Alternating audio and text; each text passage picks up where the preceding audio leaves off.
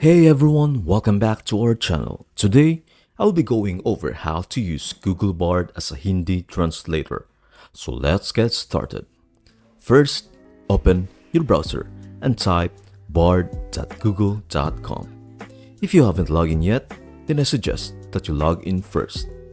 Start by effortlessly inserting your Hindi text into the conversation.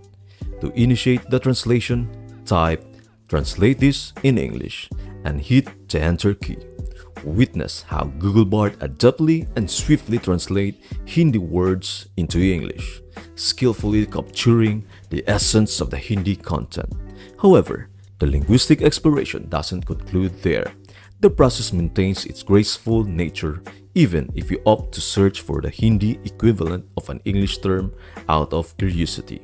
Just as before, utter "Translate this to Hindi" before entering your desired English text.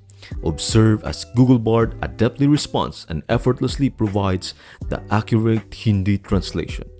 While Google Bard's capabilities are indeed remarkable, it's essential to realize that precision may vary, especially in complex situations or when handling sensitive terms. When faced with important decisions, seeking a second opinion is a prudent consideration. That's it. I hope this video helps you out and see you in the next video.